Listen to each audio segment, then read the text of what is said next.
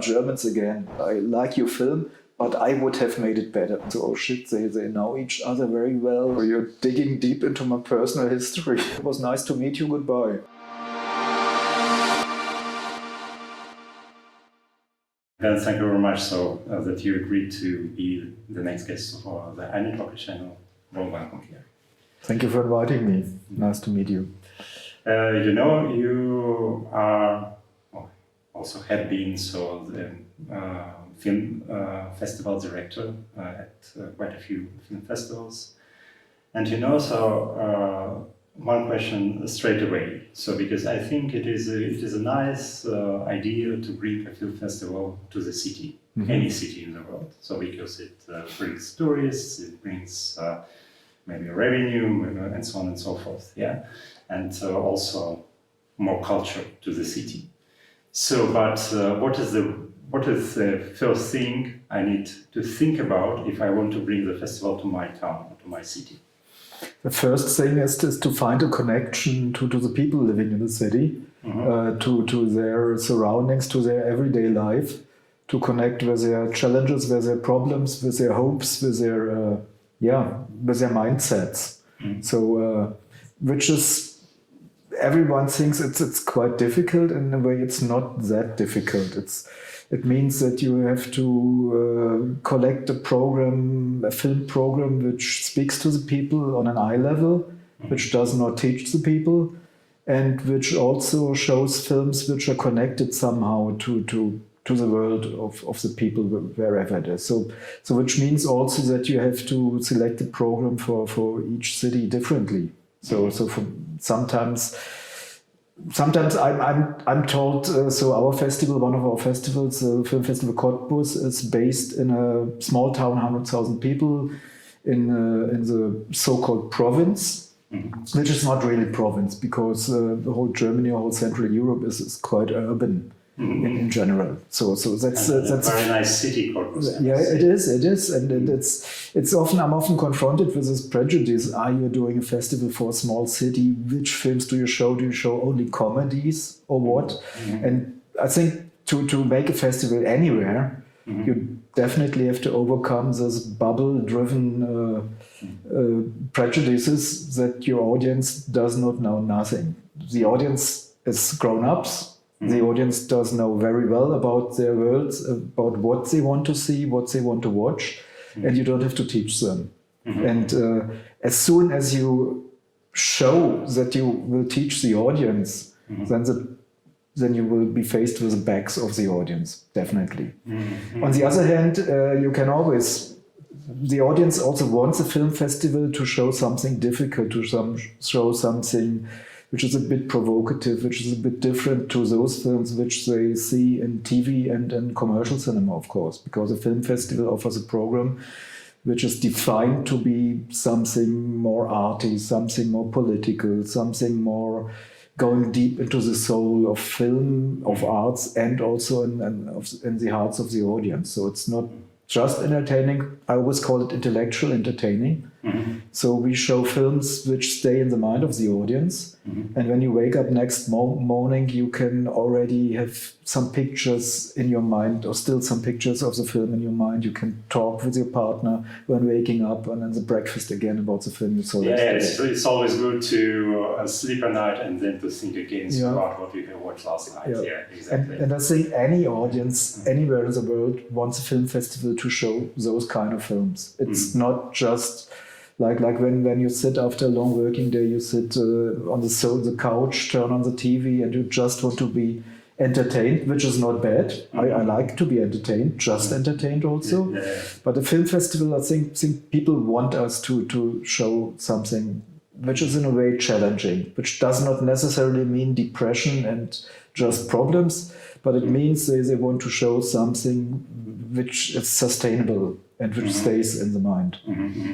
But let us stay in Cottbus, because you mentioned this wonderful city with wonderful theaters, film theaters, I must say, also from the 1910s. Yeah, it's one of the oldest in Germany, and super beautiful. Yeah. So it's a great cinema with 500 seats. Yeah. So, but this is also the capital of the Serbs. So, a Slavic people who still live there. So, I mean, so around 60,000 Serbs are living in Brandenburg and in Saxony. So, and as far as I understand, so you have a great program of the cinema of indigenous peoples, so there in Cottbus. So was it exactly the hook you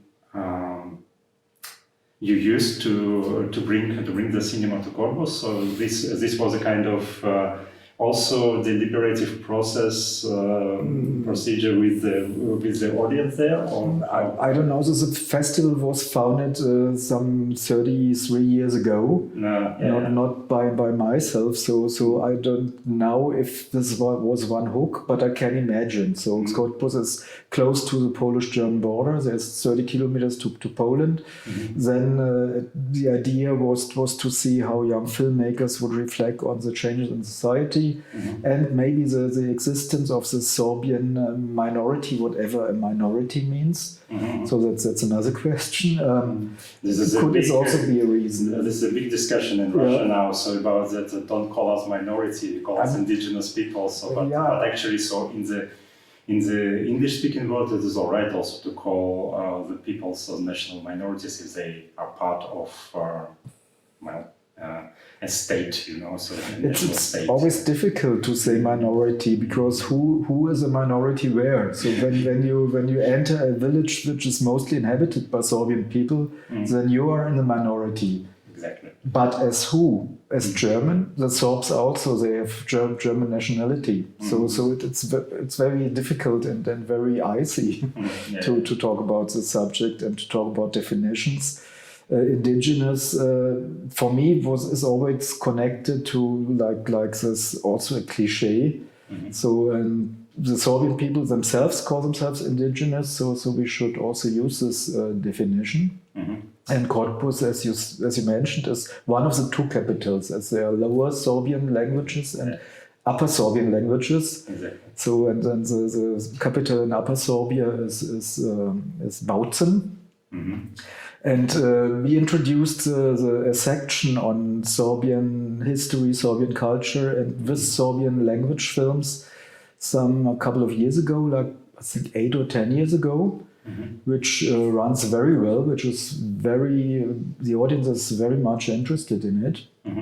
And also the international audience, because when international guests are coming to Cottbus, they're always first a bit irritated, then super curious about street signs in a Slavic language, which they did not expect in a German city. Yes, Hoseboats and Glovny, Stacja, Droga, so on and so forth. And so I mean, it's the section does not show only films about the situation of Sorbs in the region, but also about other so-called minorities in other countries. So that people can connect, and our audience, not only the Sorbian audience, but also the regional audience in general, can compare the situation in the Cottbus region with the situation, for instance, in the Vojvodina region or with the Sami people in Norway and Finland. Yeah, exactly. So I wanted to mention that I watched Let the River Flow about Norwegian Sami last year.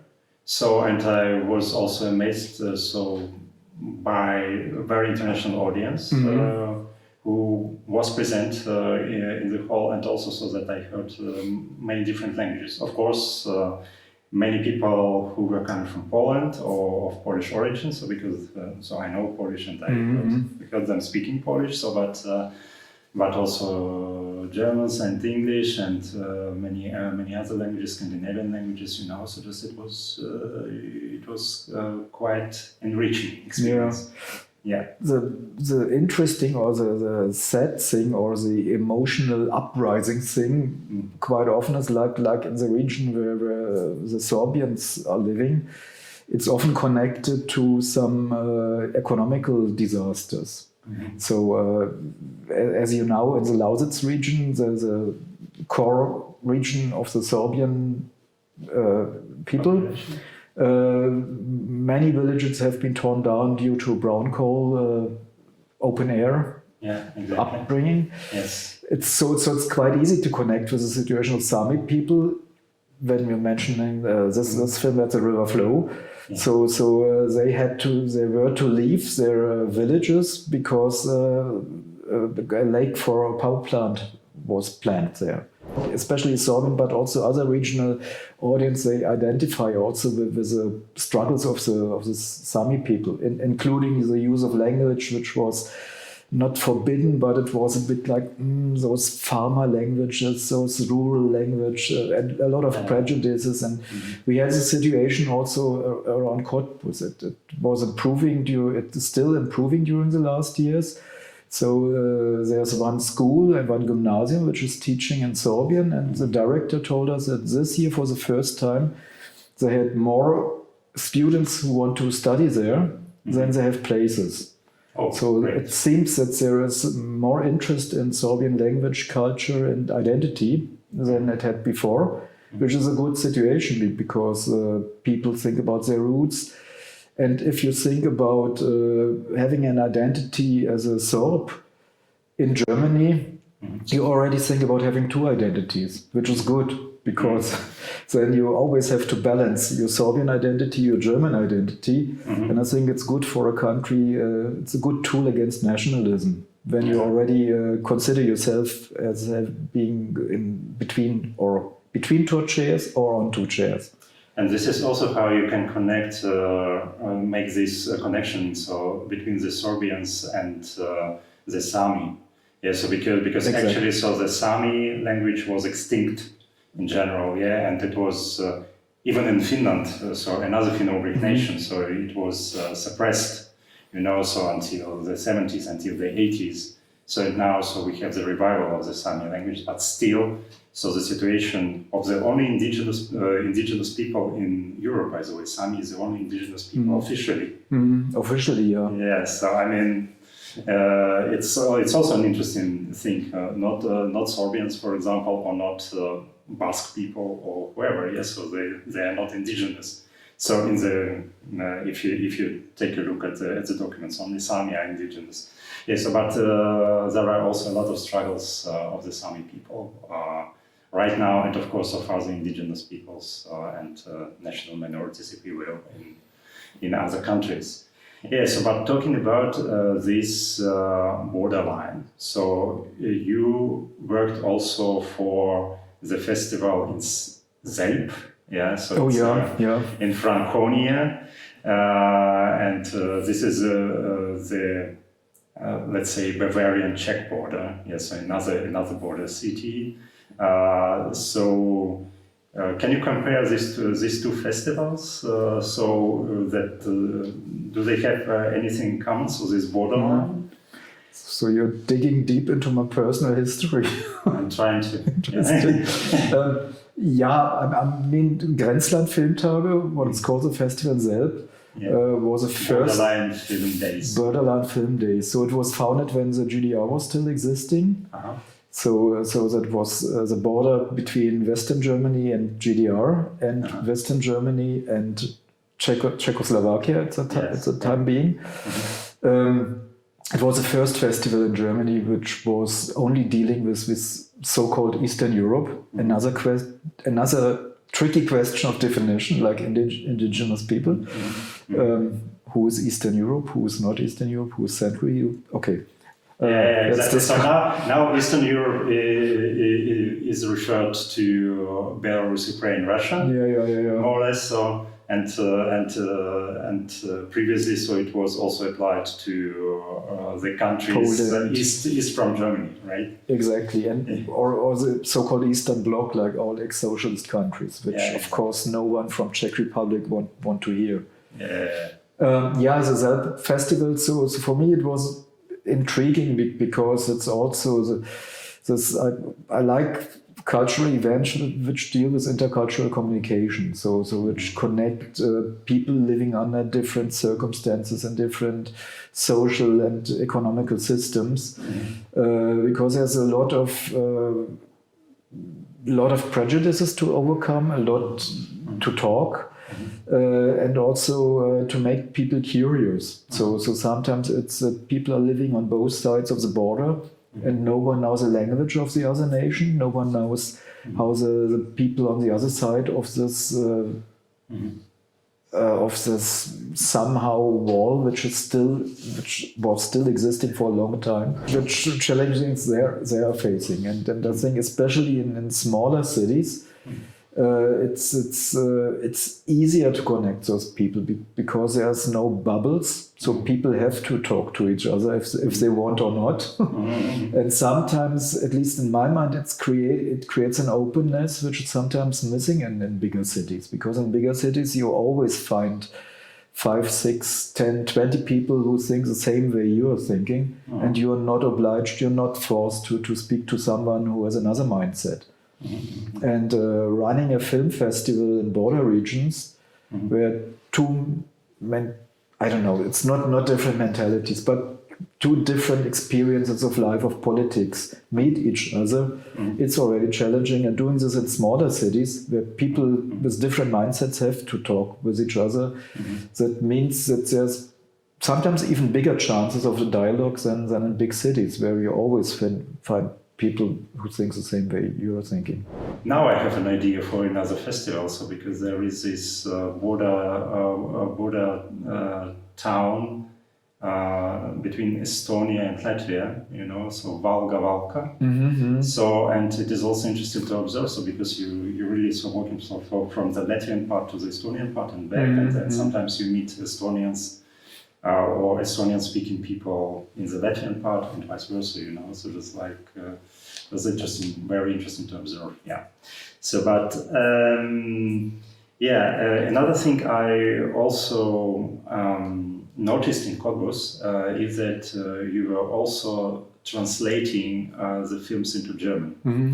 So it was a simultaneous translation with a headset, so is it a kind of also that you are trying to reach more audience by that? So because not necessarily so the people in Cottbus speak English or speak substantial English to understand what is going on. It's definitely to reach anyone in Cottbus. I think it's not only a question of Cottbus. Also in Berlin, I meet many people, also friends of mine, who tell me, if the film is only with English subtitles, I won't go because I don't understand it. So I think it's a matter for a whole German population, that people want to watch movies in their own language. I would prefer it if they would be more open to watch films with English subtitles, because it's not so, at least for me, it's not so difficult to understand English subtitles, which are mostly quite simple. But we see the need to offer a German translation, and we do it. To integrate and to open up to anyone who wants to watch the films, and not to let someone out. And so, because there's no reason to build up a situation like people would say, okay, that's only for those English-speaking guys or so. Yeah. So we want to reach everyone. Is it really the rule in the German filmmaking industry that first the film should be translated into German, so before it goes to the cinemas? I heard it, so but maybe mostly yes. I don't know if there's contracts with the funders. I could only speculate, but if you want a bigger audience, you definitely have to dub the film. There's of course the other audience which prefers to watch the film in the original language, and I'm one of those ones, because I think that language also always means a specific dramaturgy. So there's a if you watch, for instance, Akikawa Snake is a bad example, because no one talks there anyway. But if you watch maybe a Serbian film, there's a lot of talking, or a Spanish film in Spanish language. It's a completely different film than if you will watch it in a German dubbed version.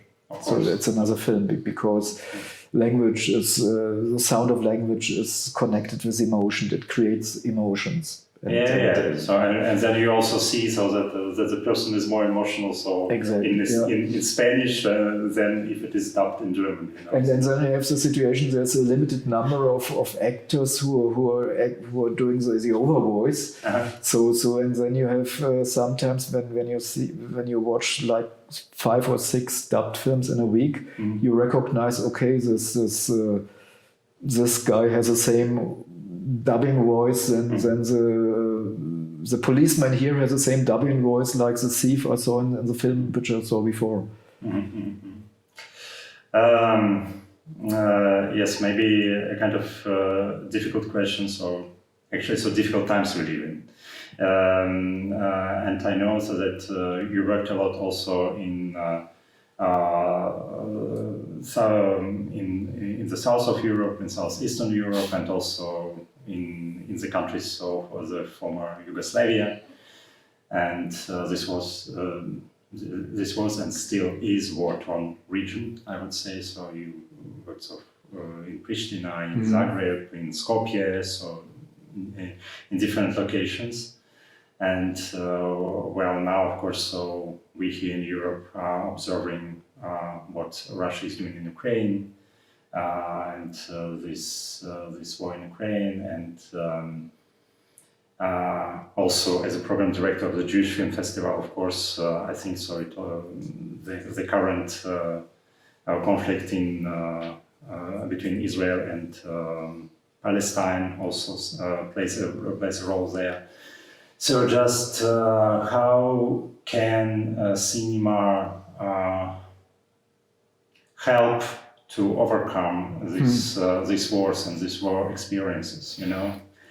I wish cinema could help somehow. I think cinema I always thought that cinema is a good tool to learn how other people see the world, to learn about the positions of other people, to talk about different situations and to keep the dialogue. I think cinema is also a very good tool when 200 people in a cinema room come together to reflect on those problems. It's super helpful. And I realized that after Corona, and especially after Russia tried to invade Ukraine, that the questions or the atmosphere in cinema when it comes to serious films changed dramatically. So people want to talk again, and people are quite serious. So before you always had those one in the audience who know everything better. Like so someone is standing up and telling the director, I like your film, but I would have make it better. And those comments in a way vanished. So it's more that people reflect on the situation. They also reflect on the grief. They reflect common grief. They reflect about the common situation, about the emotion, about the sadness, sometimes about also being hopeless. And I would be happy if we could only show romantic comedies. So because it would mean that there are no problems in the world. But as you mentioned, we show cinema from a region which is always in turmoil. We offer also meeting point for directors, which most interestingly worked with ex-Yugoslav directors. So especially in the years when the war was over, so close in the year after Dayton, we had Slovenian, Serbian and Croatian directors, and they all sit together. And because for them it was not possible, be it because of shame, be it because of having fear to go in the other country. At that time, they did not watch the films of which were produced in the other countries. So Cottbus offered a situation where Croatian directors could watch the films of their Serbian colleagues and vice versa. And they came together and talked to each other. It's of course it's a difficult situation with Russians and Ukrainians. First, because we show only very few number of Russian films, and there were no directors from Russia present in Cottbus during the past years. And I would doubt that Ukrainian colleagues would like to talk with them at the moment. At the moment, I'm unfortunately quite skeptic. But what we can do as film festivals, we can offer to show films that people see, how people in those regions feel, how Ukrainian directors reflect not only about the war situation but about their society in general, which are always, which I'm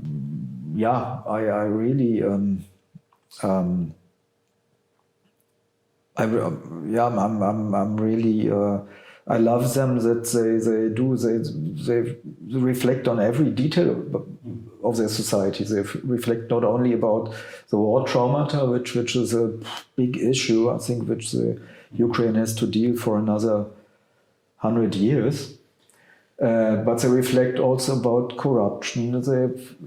They reflect on their culture, their rich culture. They discover the minority cultures also, and so it's for me it's one of the richest cinematographies in Europe at the moment, and I appreciate that. And so that's also our task, to show what filmmakers from those regions are doing at the moment, how people in those regions are living.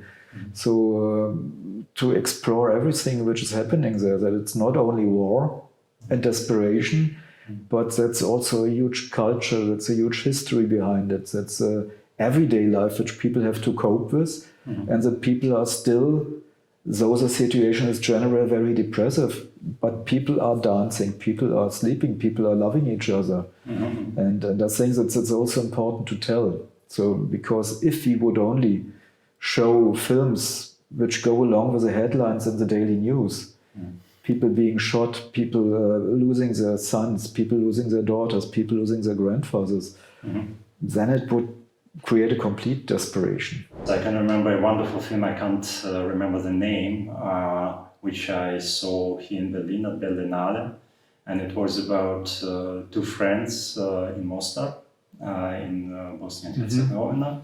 So, so they were friends, but they were left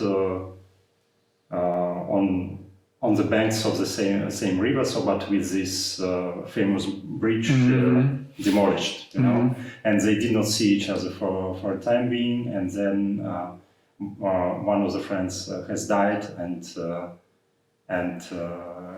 this main character does not trust to go to his funeral, and he has doubts and whether he should go over the bridge, over the river, you know. So just and finally he goes over the river, and it was also a very dramatic, but also a very strong moment. So in the film, you know. So just 2 years ago, so I went to Mostar.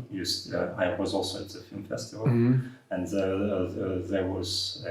Again, so watching the film about the war, Croatian perspective, and you still see the traces of war in the city, and you understand that well. So now, the bridge is there again. So, but it was demolished at some moment, and I also remember that film. So yeah, I remember now when you're telling me the story, I remember even the pictures of the film. It's a great film because it's not directly dealing with the war, but showing us that the war is present in everyone's soul, and I think those traumata will stay forever in the society. And it's not direct war films, but it's films which are dealing with a state of society, with a psychological, collective state of mindset, which will not even consciously define the mindset of the whole country for years and years. So, and then I think we meet this situation in many Eastern European films. Also with films dealing with, for instance, maybe you know this feeling when you go for a walk in a region where huge war crimes happened or battles took place, like close to the Odra River in eastern Germany, close to Frankfurt Oder. It has a certain smell, it has a certain atmosphere in the air. So you don't know why, you cannot define it from the first moment, but you feel that something very bad happened there. And this is still in your mind and in the collective mind of people. And I think many Eastern European films deal or have to deal with the situation. Even if they show normal everyday life, you can always sniff that something bad happens and there's something traumatic which the people which are acting in the film have to deal with. Yeah, and then so I also remember, so we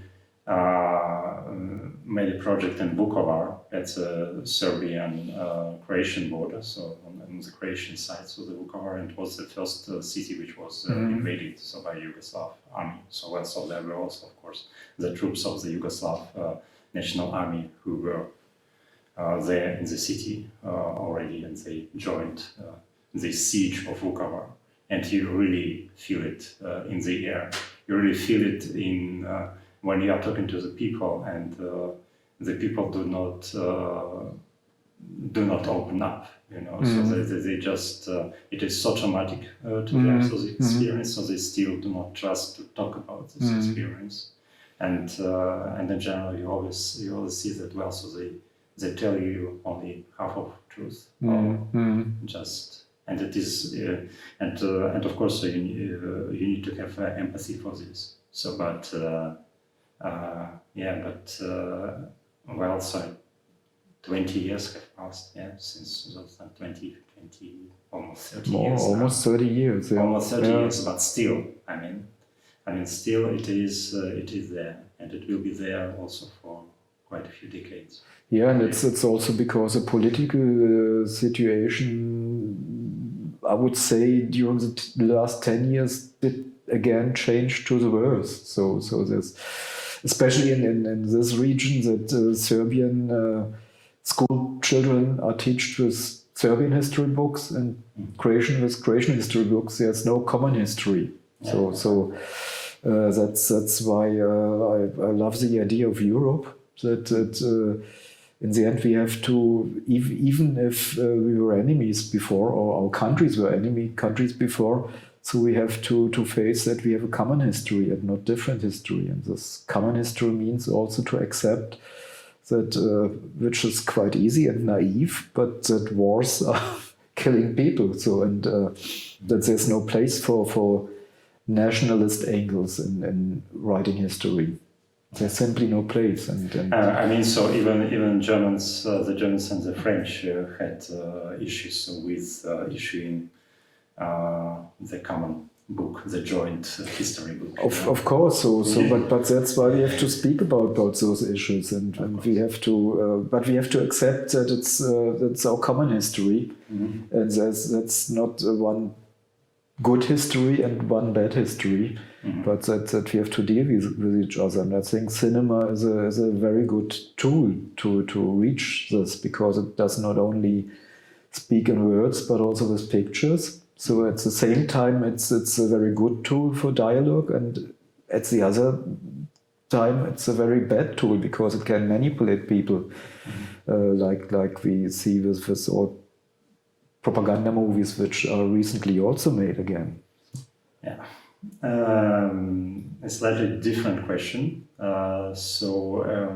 Because you have cooperated also with Berlinale, so with a really big festival, film festival, and is it different to your other experiences with smaller film festivals, or?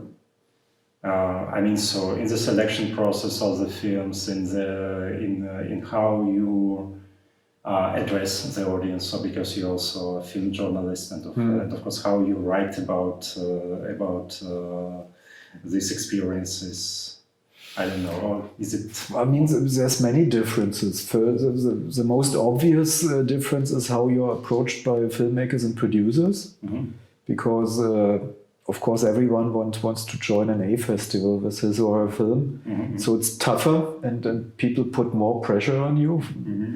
Then it's sometimes you're greeted like when you tell people, oh, now I'm watching this film for the Berlin Film Festival.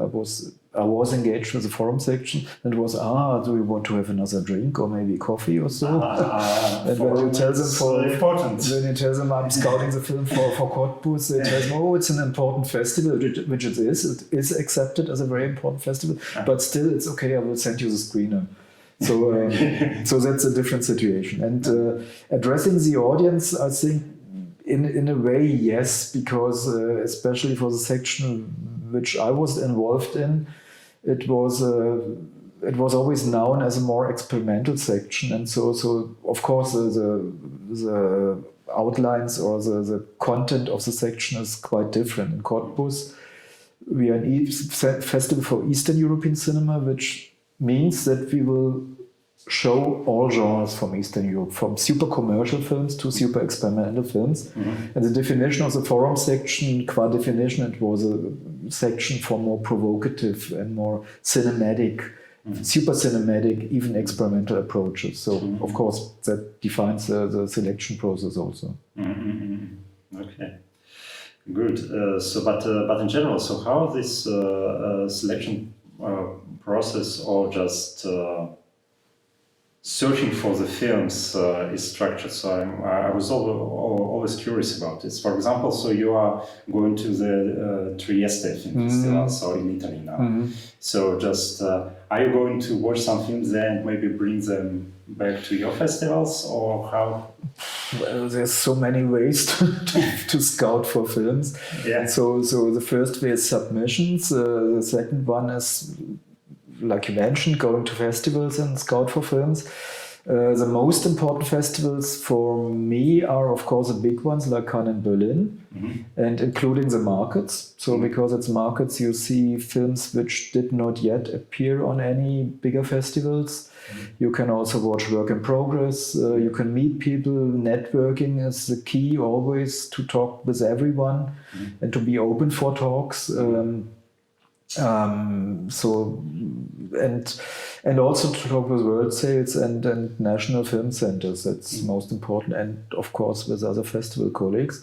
My favorite festivals are mostly the national festivals, like Gdynia in Poland, which shows a huge variety of Polish films and a huge number of Polish films, or similar festivals in Croatia, Serbia, other countries.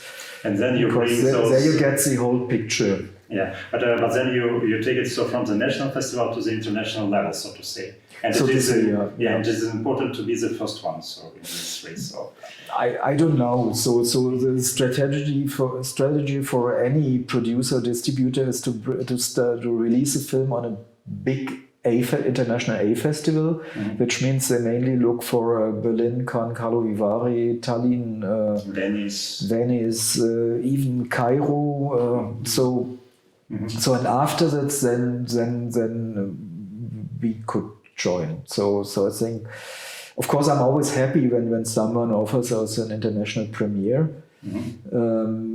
But mostly the strategy is to start on a really big international festival, of an A category festival, and then so we're always happy. So when a film we want to show starts in San Sebastian or Venice, because we're directly after, we're the first big German festival for Eastern European cinema, which is happening directly after those festivals.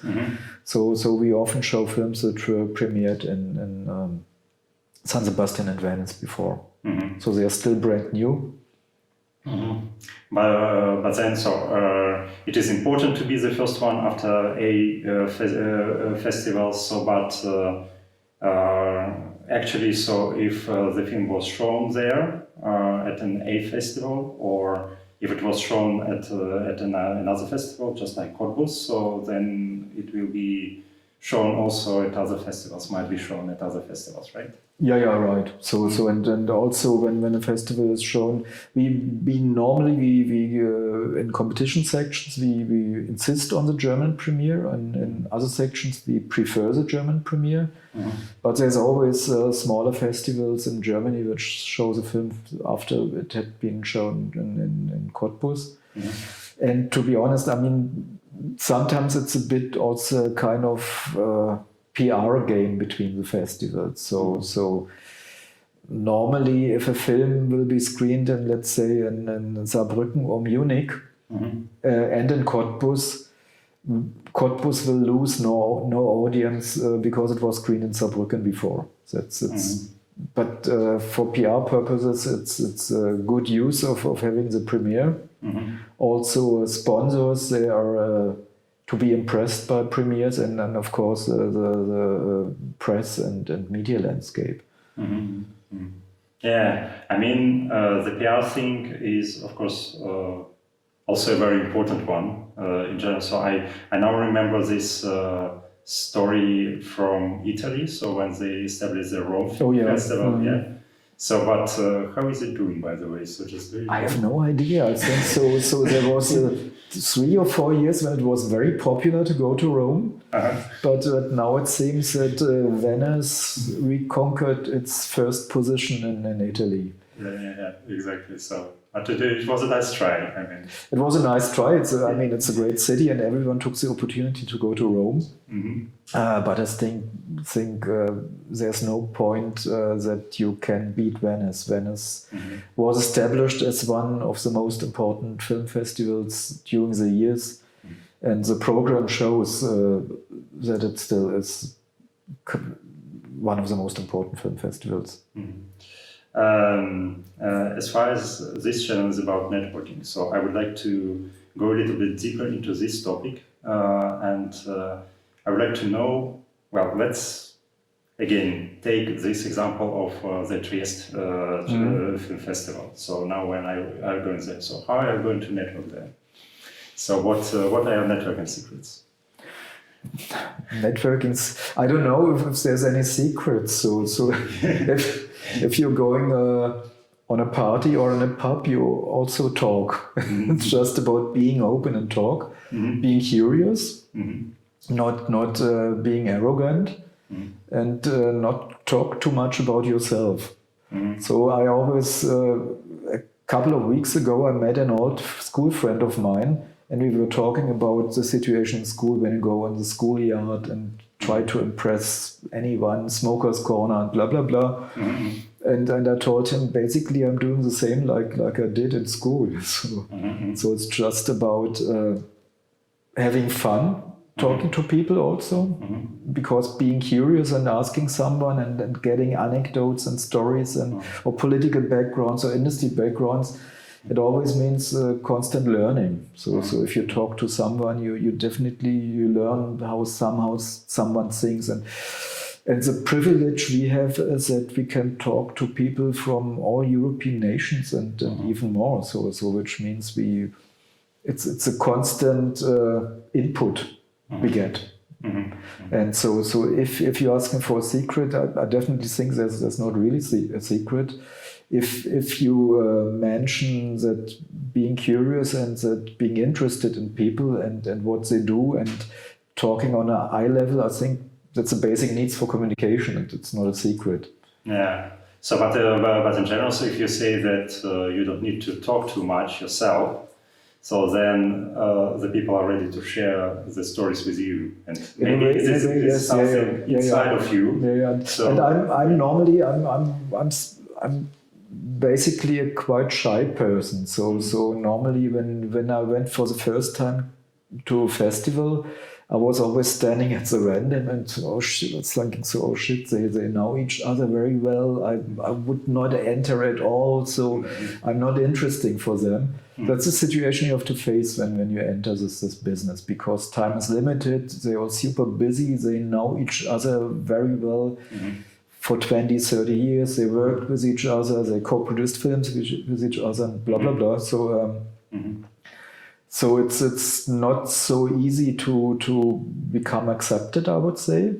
So for me, if you ask me for a secret, maybe it's this to observe the situation for 1-2 years and then to see how it works. Yeah. There are other people who always want to impress, so they show off, they tell everyone how super they are, and so that works mainly for 1 or 2 years, and then people got bored of you. And then you can do it also the American way, which is super interesting because, and I always appreciated that Americans, they are not like most Europeans are very shy, they don't know how to approach. And Americans, they enter your table without knowing you and tell you, oh, my name is Brian, what are you doing?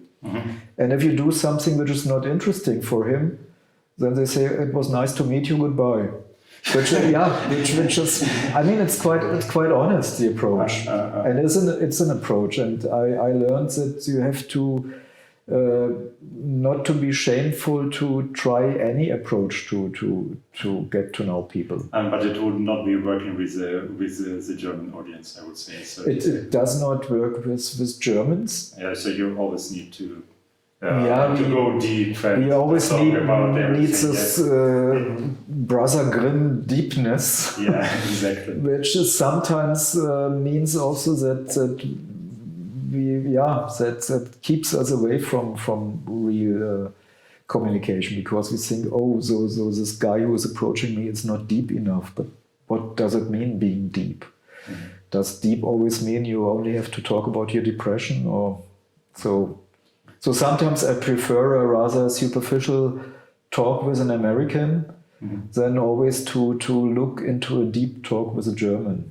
I had my first experience on international festivals in the ex-Yugoslav region, means Serbia, Croatia, and I think they are in a way masters of communication, because they are using a lot of humor, a lot of very black humor, and very playful. So they want to find out what you think, but in a playful way and a provocative way.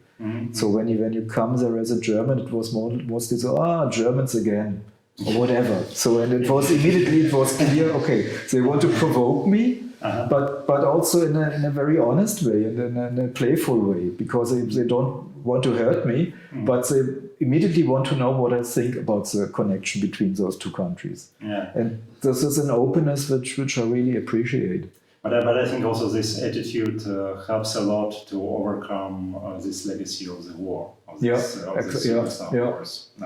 I mean, so just, so when they're also talking about that, let's talk in our language, nasz język. Our language. Our language, so Serbian, Croatian, and Bosnian, so nasz język. I had a similar experience now in Central Asia. I was at a film workshop for young filmmakers in Kyrgyzstan, and they were calling the whole event post-space camp, which means so they don't want to use the word post-Soviet, but it's just post-space camp. Maybe it's also because of Baikonur, I don't know. So just because it's going, the rockets are going to the space, so just... good point. Okay, thank you very much, and good luck with your 2 big babies. Not babies now, so just, I don't know, adolescents or even adults. Cottbus is an adult, Cottbus is an adult Jewish film festival also. It's already also, but it was not grown up by ourselves. It was grown up by Nikola Galina, who was running it for 27 or 28 years. Yeah. Good luck, and thank you very much. So we are just the adopting parents. Yeah. So it is always nice. Okay. Thank you. Thank you.